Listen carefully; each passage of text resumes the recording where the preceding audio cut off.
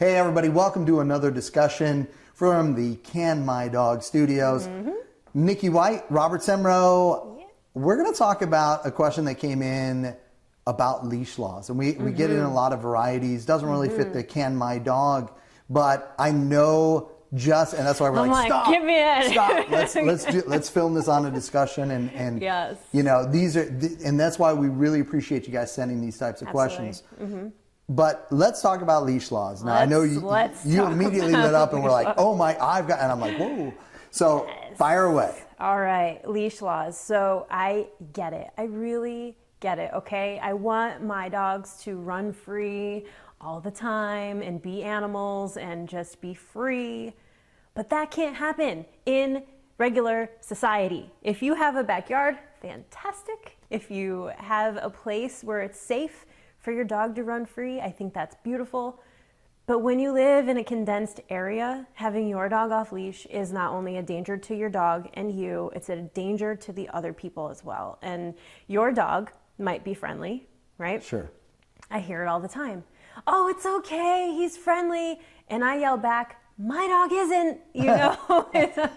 And so it's really, really hard for the other person sometimes when they have to keep their dog on a leash. Right. And your dog is now running free because you don't think the rules apply to you because your dog is friendly. Sure. So there's a reason why the leash laws are there, right? Like, it's not for only dogs that are not friendly or have reactionary, you know, things, but it's for everybody. Yeah, and I think actually that's, so two things for me on it is, so Bella is still in the puppy stages, so I'm going through a lot of training. And one of the things that we have been working very hard on is for her to, you know, not be distracted and not want to chase everything.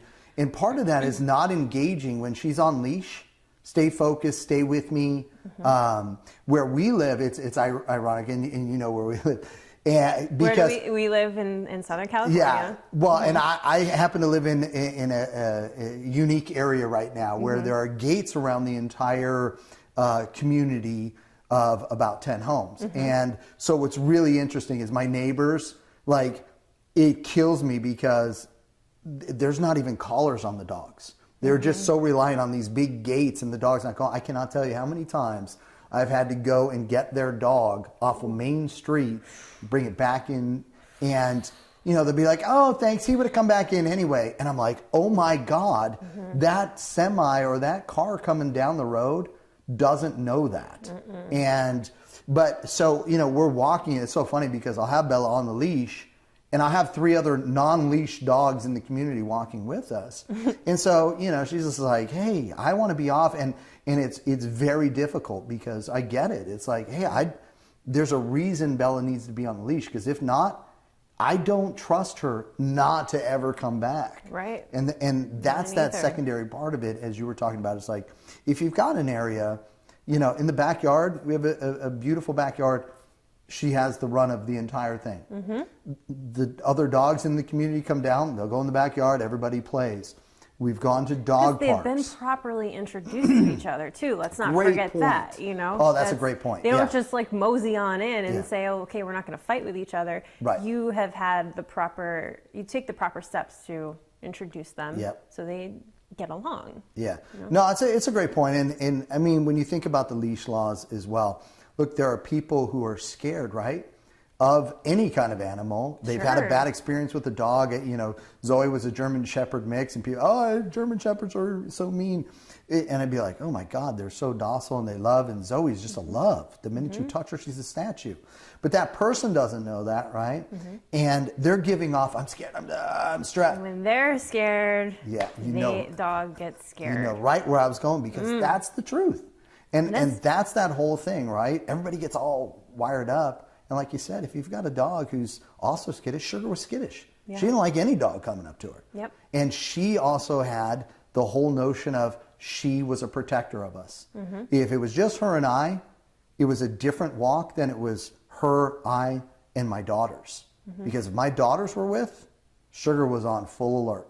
And so having her on leash, even though she was the most attentive dog I've ever had, would walk right beside me, perfect. People would be like, "Oh, you don't even need a leash." Actually, I do, because if you made the wrong move towards my daughters, this dog would take you down in a second. Absolutely. Yep. So no, I get it. I definitely get it. I mean, you have to think about and be compassionate and considerate of other people. Yes, your dog is not allowed to run free right now, but this is more about respecting others as well and their personal space. Like I have 2 pit bulls, right? And I don't know their entire life story, but I have an idea that one may have been involved in some sort of dog fighting. And he is terrified of dogs that are not restricted. When they are free, he is terrified because he may have been used as a bait dog or just in some sort of fighting situation. So imagine the fear now that you're instilling not only in my dog, but in me, because it's a dirty situation when that happens. Right. And if your dog is very friendly, your dog is going to come up to my dog.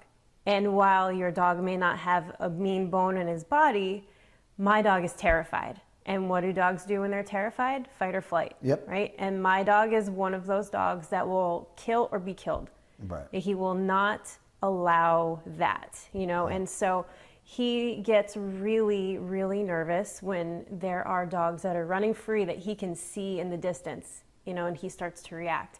And his reactions attract these dogs even closer. And it's just a dirty situation, and it's scary.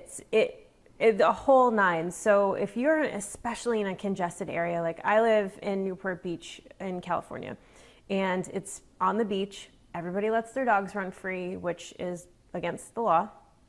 And then their dog comes up to my dog, and maybe a scuffle happens, maybe a scuffle doesn't happen. But now all of a sudden it's my dog's fault. Right. That's a good point too. That's not fair. Yeah. That's... No, and that's the other thing too, is you never know how a dog is going to react. Sugar, my soul dog, I would think I know her all the time. The one time I saw her snap at another dog, a big Akita came up at a dog park and jumped on me. Now, I'd seen that Akita 20 times. Sugar had been around the Akita 20 times. Never had an issue. But I didn't see the Akita coming when the dog was like, "Oh my God, Rob, how you doing?"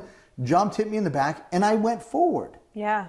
What's Sugar's reaction? Her reaction was, "You're attacking my human. That looks like an attack I'm to going me." to, yeah. And she thankfully had the restraint to tackle the dog, have the dog pinned. But you just triggered that with the whole, "Your dog's me," and I'm like, "Oh my God, our dogs have been around tons of times. Your dog just knocked me down."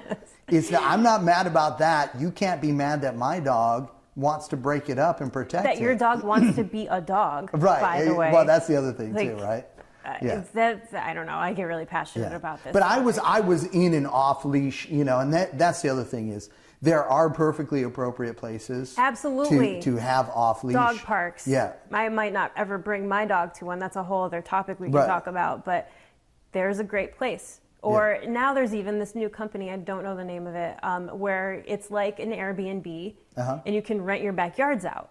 Oh, so, that's interesting. Yeah, it is interesting. I was like, oh, maybe that's the way my dogs get to run off leash, because they can't go to a regular place, right?